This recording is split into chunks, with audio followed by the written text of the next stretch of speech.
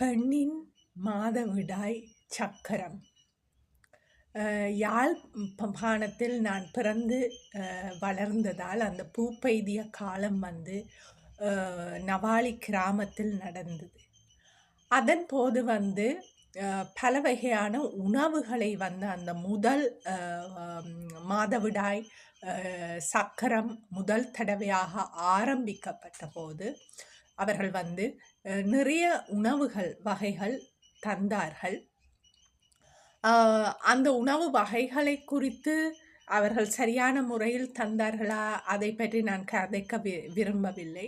ஆனால் அந்த உணவு வகைகள் விசேடமாக வந்து உளுந்து, எள்ளு இவை யாவுமே வந்து உடல் ஆரோக்கியத்துக்கு மிகவுமே முக்கியமான ஒரு விடயம். இந்த உணவு வகைகளை வந்து நாம் வந்து மாதம் வந்து எங்களுடைய மாதவிடாய் சக்கரம் நடைபெறும் போது நாங்கள் வந்து இவ்வாறான ஆரோக்கிய உணவுகளை மற்ற நேரங்களிலும் நாங்கள் பாவித்து கொள்ளலாம். ஆனால் அந்த நேரத்தில் விசேடமாக நாங்கள் நார்மலாக பாவிக்காட்டியும் வந்து அந்த மாதவிடாய் இரத்தப்போக்கு ஏற்படும் அந்த வேளையில் எங்கள் உணவு பழக்கத்தை வந்து நாங்கள் வந்து விசேஷ விதமாக கவனிப்பதற்கு வந்து இந்த யாழ்ப்பாணத்தில் நான் பிறந்து அந்த காலத்தில் அவர்கள் வந்து உணவை வந்து முக்கியப்படுத்தியது ஒரு முக்கிய காரணமாக இன்று அமைகின்றது. என்றால் அந்த வேளையில் வந்து எனக்கு அது விளங்கவில்லை. ஏன் அவர்கள் உளுந்தின் முக்கியத்துவம், எள்ளின் முக்கியத்துவம் எதுவுமே வந்து வேப்பிலையை வந்து ஒரு அரைச்சிட்டு ஒரு சின்ன ஒரு ஒரு குளிசை போல இதண்டுட்டு மெண்டு விழுங்க சொல்லுவாங்க. மிகவுமே கசக்கும் வேப்பிலை. ஆனால் வேப்பிலையின் மகத்துவத்தை இன்று பார்க்கும்போது அதை அவர்கள் ஏன் தான் ஒரு வாழ்க்கையில் ஒரு காலத்தில் மாத்திரமென்று அமைத்தார்களோ தெரியாது. ஆனால் அந்த காலத்திலாவது அதை செய்யணும் என்று நினைத்து சிலவளை வந்து அதை வந்து ஊக்குவித்திருக்கலாம். என்றால் யாருமே வேப்பிலையை வந்து மற்ற நேரங்களில் சாப்பிட மாட்டார்கள், நல்லெண்ணெய் குடிக்க மாட்டார்கள். ஆகவே ஒரே ஒரு காலத்துக்கு மாத்திரம் என்று சொல்லி அவர்கள் வந்து அதை வந்து கட்டாயப்படுத்தினாலும் அதில் வரும் பிரயோஜனம் என்று. ஆனால் அதை வந்து நாங்கள் வந்து வாழ்க்கை பூராக பயன்படுத்துவோமானால் நிச்சயமாக அது ஒரு நன்மையான விஷயம். ஆகவே அது நான் மிகவும் கிராமத்தில் எனது முதல் மாதவிடாய் சக்கரம் ஆரம்பித்தது வந்து ஒரு ஆசீர்வாதமாக நான் இன்று கருதுகின்றேன். என்றால் அவை யாவுமே வந்து இன்றைய வாழ்வுக்கு ஒரு இன்றியமையாத ஒன்றாக காணப்படுகின்றது. மற்றது வந்து அந்த முதல் மாதவிடாய் சக்கரம் நடைபெற்ற போது வந்து ஓய்வு வந்து மிகவும் முக்கியமானதாக இருந்தது. பெண் வந்து அந்த சடங்கு செய்யும் வரையும் வந்து அவள் வந்து ஓடி திரிய முடியாது, வீட்டுக்கு வெளியில் வர முடியாது. இந்த ஓய்வும் வந்து மிகவும் முக்கியமான ஒரு விடயம். நான் வந்து மாதவிடாய் சக்கரம் மாதம் என்ன நிறைய டைம் நான் முன்னர் வந்து மிகவும் அதிகமாக வேலை செய்தோனால் ஆகவே வந்து ஓய்வு என்றது எனது வாழ்க்கையில் ஆரம்பிக்கவே இல்லை. ஆனால் பின்னர் வந்து இந்த மாதவிடாய் சக்கர நாட்களில் வந்து நிச்சயம் ஓய்வு எடுக்கணும் என்ற ஒரு முடிவில் தான் எனது ஓய்வு என்றது எனது வாழ்க்கையில் வந்து கட்டாயப்படுத்தப்பட்ட ஒன்றாக இருந்தது. உண்மையிலேயே வந்து ஓய்வு என்பது மிகவும் அவசியம். நாங்கள் ஓய்வு எடுத்தால்தான் மிகவும் அதிகமாக பின்னர் வந்து சுறுசுறுப்பாக வேலை செய்ய முடியும். ஆகவே இந்த ஓய்வு என்றது இறைவன் பெண்ணுக்கு கொடுத்த ஒரு வரம். அதாவது மாதம் அந்த பெண் வந்து அந்த நாட்களிலாவது எனக்கு மாதவிடாய் சக்கரம் இருக்கின்றது, மாதவிடாய் வந்திருக்கிறது, என்னால் எதுவும் செய்ய முடியாது என்று அவள் துணிந்து கூறி அந்த ஓய்வை பெற்றுக்கொள்வாளானால் அது மிகவும் ஆசீர்வாதம். ஆண் நண்பர்கள் கூட என்னை பொறுத்தவரையில் நான் வந்து அவர்களுக்கு கூட மாதவிடாய் காலம் வந்துன்னு சொன்னால் நான் நிச்சயம் சொல்லுவேன், எனக்கு வந்து இப்பொழுது பீரியட் இருக்குது, என்னால் வர முடியாது, சந்திக்க முடியாது, செய்ய முடியாது, மீட் பண்ண முடியாது, எல்லாம். ஆகவே அந்த நாட்கள் வந்து முற்று முழுதாக எனக்குரிய நாட்களாக மாத்திரம்தான் இருக்கும். எந்த காரணத்துக்காகவும் அந்த நாட்களில் வந்து எந்த ஒரு வேலையும் செய்யாமல் அமைதியை பேணுவது வந்து எனக்கு மிகவும் ஆரோக்கியமான ஒன்றாக இருக்கின்றது. மற்றது வந்து தமிழ் சமூகத்தில் தான் இந்த கொண்டாட்டம் என்ற ஒன்று இருக்கின்றது. புனித நீராட்டு விழா புனிதமாக கருதப்படுகின்ற ஒரு விடயம்.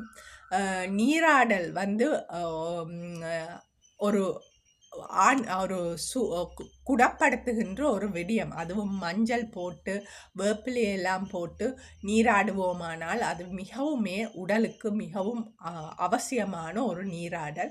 ஆகவே அதுவும் வந்து ஒரு சிறப்பான விடயம். அதையும் வந்து நாங்கள் வந்து எங்களுடைய வாழ்க்கையில் செய்து கொண்டிருப்போமானால் மிகவுமே வந்து ஆரோக்கியத்தை எங்களுக்கு நிச்சயம் தரும். மற்றது வந்து அலங்காரம்.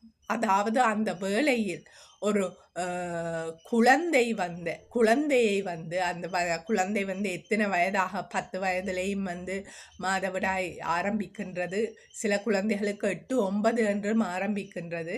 ஆகவே அந்த மாதவிடாய் ஆரம்பித்த உடனேயே அந்த குழந்தையை வந்து நகைகள் போட்டு சேலை உடுத்து, அதை நான் சரி பிழை என்று சொல்ல மாட்டேன் என்று சொன்னால் அதற்கான எதிர்கருத்துக்கள் ஒன்று, அதை வரவேற்கிறேன். ஆனால் வந்து ஒரு அந்த அலங்காரம் என்றது வந்து எங்களுடைய அந்த பெண்மையின் முக்கியத்துவத்தை, அந்த அழகை எடுத்து காட்டுகின்ற, அதை வந்து நாங்கள் வந்து அந்த மாதவிடாய் அந்த காலத்தில் அவர்கள் செய்தார்கள். நாங்கள் சிறுவர்களாக இருந்தபோது அது பிழையாக இருக்கலாம். ஆனால் நாங்கள் வளர்ந்தவர்களாக எங்களை நாங்கள் அவ்வாறு அதை அவ்வாறு அவர்கள் அலங்கரிக்கிறதுக்கு காரணம் என்ன?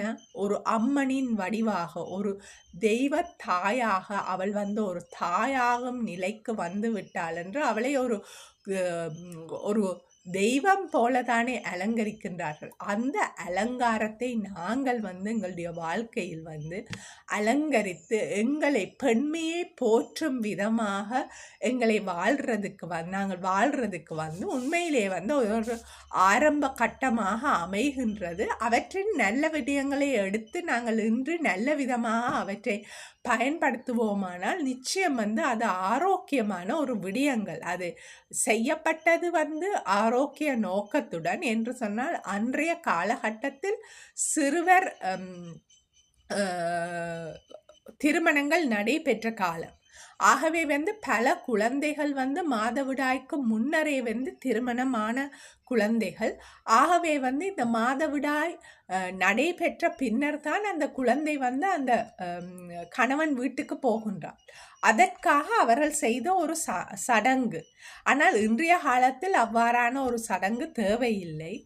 ஆனால் வந்து நாங்கள் வந்து பெண்மையை வந்து மதிக்க, அதாவது வந்து திருமண பந்தத்தில் அலங்காரம் செய்வது போல வந்து நாங்கள் எப்பவுமே வந்து அந்த அலங்காரம் செய்கிறத வந்து நாங்கள் வந்து முக்கியத்துவம் கொடுக்கணும். ஆனால் அதை வந்து கட்டாயப்படுத்தக்கூடாது. திருமணத்துக்கு நீ இப்படி, மற்றவர்கள் கட்டாயத்தினால நாங்கள் எங்களை அலங்கரிக்க கூடாது.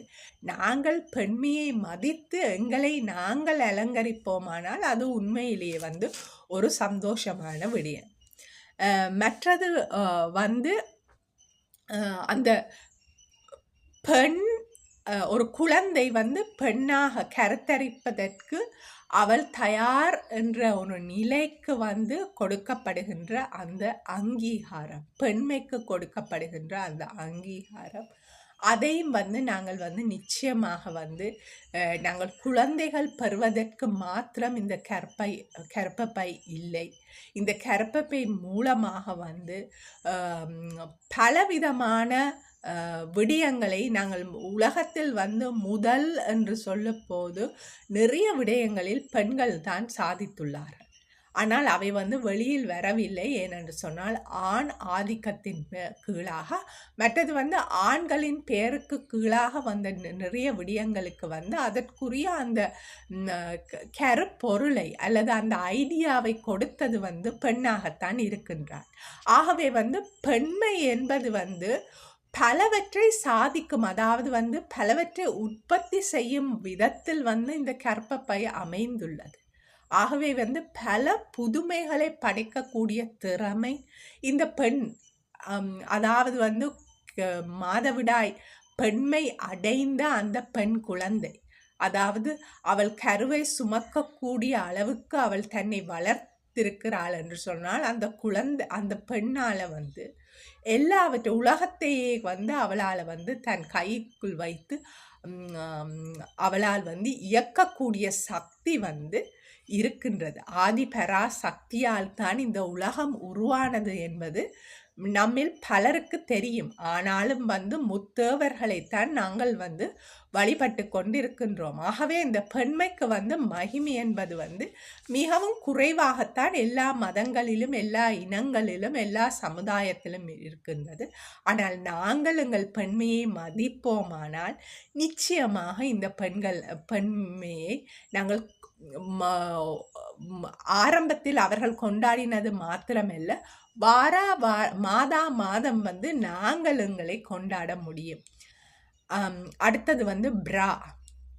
இது வந்து திடீரென்று ஒரு குழந்தை அவள் மாதவிடாய் சக்கரம் ஆரம்பிக்க முன்னரே அவளுடைய மார்பகங்கள் விருத்தி அடைகின்றது, முளை காம்பு நிப்பிள்ஸ் வந்து தெரிகின்றது. ஆனால் அதையெல்லாம் பொறுத்து, ஆனால் மாதவிடாய் ஒன்று ஆரம்பித்த உடனே பிரா போடணும் என்ற ஒரு கட்டாயம் பெண்ணுக்கு ஏற்படுகின்றது. உண்மையில் எங்களுடைய மூதாதையரை பார்த்தோமானால் அவர்கள் வந்து தங்களுடைய மார்பகங்களை மறைக்கவில்லை. மார்பகங்கள் வந்து மிகவுமே வந்து ஒரு ஆரோக்கியத்தை தருகின்ற ஒரு விடயமாக இருக்கின்றது. ஒரு குழந்தையை வளர்ப்பதற்கு, அதாவது அந்த குழந்தைக்குரிய உணவை வழங்குவதற்கு அந்த மார்பகங்கள் எவ்வாறு பயன்படுத்துகின்றதோ அவ்வாறான ஒரு பலம் மிகுந்த ஒன்றாகத்தான் ஒவ்வொரு பெண்ணுக்கும் அவளுடைய மார்பகங்கள் இருக்கின்றது. இந்த உலகத்துக்கு அவள் தாயாக, இந்த தாய்மையை வழங்குகின்ற ஒரு விடயமாக இந்த மார்பகங்கள் அமைந்திருக்கின்றது. ஆகவே வந்து இந்த மார்பகங்களை வந்து ஒரு அதை மூடி மறைத்து அந்த மாதவிடாய் ஆரம்பித்ததிலிருந்து எங்களுடைய விசேடமாக என்னன்னு சொன்னால் எங்களுடைய யோனி பகுதியை வந்து நாங்கள் ஆரம்பத்திலிருந்தே வந்து அதை வந்து மூடி மறைத்து, ஆனால் இந்த மார்பகம் என்றது வந்து இந்த மாதவிடாய் ஆரம்பித்த உடனே அதுக்கும் ஒரு கட்டு போட்டு அதை வந்து கட்டி வைத்து, ஆனால் அதையும் வந்து நாங்கள் சந்தோஷமாக பிரெஸ்ட் மசாஜ் இருக்கின்றது, அவற்றை செய்து அதை வந்து சந்தோஷமாக வைத்திருக்க வேண்டியது மிகவும் அவசியம். அடுத்த விடயம் வந்து நமது மூதாதையர் வந்து மாதவிடாய் காலத்தில் வந்து அவர்கள் வந்து வீட்டுக்கு வெளியில் கொல்லைப்புறத்தில் வந்து அமர்ந்திருந்தார்கள். மாதவிடாய் அந்த நேரத்தில் வந்து அவர்களுக்கு ஒரு தனியான ஒரு அறையோ ஒரு இருந்தது, தனியான இடம். அதில் வந்து அவர்கள் வந்து மாதவிடாயை காலத்தில் இருந்தார்கள். அந்த மாதவிடாய் ஆனது வந்து அந்த இரத்தப்பெருக்கானது பூமியை அடைந்தது. அவர்கள் வந்து எந்த விதத்திலும் வந்து எந்த ஒரு அதை வந்து வைத்திருக்கவில்லை. அது தண்டபாட்டில் வந்து அது வந்து அந்த இரத்தம் இந்த பூ உலகத்தோடு மண்ணுடன் கலந்த ஒரு அதற்காகத்தான் அவர்களை வெளியிலேயே வைத்திருந்தார்கள். இன்றைய காலகட்டத்தில் நாங்கள் பேட் பாவிக்கிறபடியால் அந்த இரத்தத்துடன் எந்த ஒரு பூலோகத்துக்கு தொடர்பில்லாமல் போய்விட்டது. ஆகவே இன்றைய காலகட்டத்தில் நாங்கள் துணியிலான பேடை பாவிக்க ஆரம்பித்து விட்டோம். என்று சொன்னால் இந்த துணியிலான பேடை நாங்கள் பாவிக்கும் போது அவற்றை கழுவும் போது வருகின்ற இரத்தத்தை நாங்கள் மீண்டும் எங்களுடைய செடிகள் பூமி தாய்க்கு வழங்கலாம். மற்றது வந்து அந்த இரத்தம் வந்து ஒருபோதுமே வந்து நாங்கள் வந்து அதை வந்து ஒரு ம், கெட்டது, அலட்சியம் என்று சொல்லி கேவலப்படுத்தக்கூடாது. அது ஒரு மிகவுமே வந்து ஒரு புனிதமான ஒரு விடயம் அந்த இரத்தம். ஏனென்று சொன்னால் அன்றைய காலகட்டத்தில் ஆண் வந்து ஒரு போருக்கு போய் இரத்தம் சிந்தினான். ஆனால் இன்றும் பெண்ணானவள் சமாதானமான முறையில் இரத்தத்தை மாதா மாதம் சிந்திக் கொண்டிருக்கிறாள். அவள் போருக்கு போய் இரத்தம் சிந்த வேண்டிய அவசியம் பெண்ணுக்கு ஒருபோதுமே வந்ததில்லை. ஆகவே அவ்வாறான ஒரு எங்களை கிளீன் பண்றதாகத்தான் அந்த இரத்தம் அமைகின்றது. இதனால் தான் பெண்கள் நாங்கள் மிகவுமே வந்து ஒரு பலசாலிகளாக இருக்கின்றோம். மிகவுமே வந்து குணமடைந்தவர் எங்களுக்கு எங்களுடைய அந்த பவர், அந்த நாங்கள் யார் என்று தெரியாத ஒரே ஒரு காரணத்தினால்தான் இந்த சமூகம் பெண்ணை அடக்கி வைத்திருக்கிறதால் தான் நாங்கள் இவ்வாறு வாழ்ந்து கொண்டிருக்கின்றோம். ஆனால் உண்மையிலேயே பெண்மையின் மகத்துவத்தை நாங்கள் அறிந்து கொண்டோமானால் நாங்கள் நிச்சயமாக வந்து நாங்கள் எங்களை குறித்து பெருமையாகத்தான் நாங்கள் எங்களை பார்த்து கொள்ள முடியும். அதே நேரம் இந்த மாதவிடாய் காலங்களை நாங்கள் பெருமையோடு கொண்டாட முடியுமா? ஒவ்வொரு மாதமும் அதற்காக வந்து நாங்கள் சரியான உணவை உண்டு, ஓய்வை எடுத்து, அந்த இரத்தத்தை வந்து நாங்கள் வந்து பூமி தாய்க்கும் எங்களுக்கும் பயன்படுத்தி, அதை வந்து ஒரு ஆரோக்கியமான காலமாக நாங்கள் பயன்படுத்துவோமானால், அதன் பின் வருகின்ற அந்த மாதவிடாய் முடிந்த பிறகு மீண்டும் பெண் வந்து ஒரு பீக் நிலைக்கு வருவாள். அந்த பீக் நிலையில் நாங்கள் நிறையவற்றை சாதிக்கலாம். சாதித்த பிறகு நாங்கள் மீண்டும் வந்து அமைதியாக ஓய்வெடுத்து இவ்வாறு இந்த சக்கரத்தின்படி நாங்கள் வாழ்வோமானால் நிச்சயமாக ஒரு ஆரோக்கியமான வாழ்வை வாழலாம். அதே நேரம் வந்து நாங்கள் வந்து இந்த சக்கரத்துடன் பயணிக்கும் போது எங்களுடைய ஆளுமை வந்து மிகவும் விருத்தி அடையும். நாங்கள் மிகவுமே வந்து ஒரு துணிச்சலான ஒரு ஆளுமை மிக்க பெண்களாக எங்களால் வாழ முடியும். ஆகவே கிராமத்தில் எங்களை எவ்வாறு இந்த மாதவிடாய் காலத்தில் எங்களை ஆயத்தம் செய்தார்களோ அவற்றின் நல்ல விடயங்களை இன்று வளர்ந்தவர்களாக சிறுவர்கள் மத்தியில் திணிக்க முடியாது, திணிக்கக்கூடாத விடயங்களை நாங்கள் வளர்ந்தவர்களாக அதை செய்து நாங்கள் வந்து எங்களை சந்தோஷப்படுத்தி வாழும்.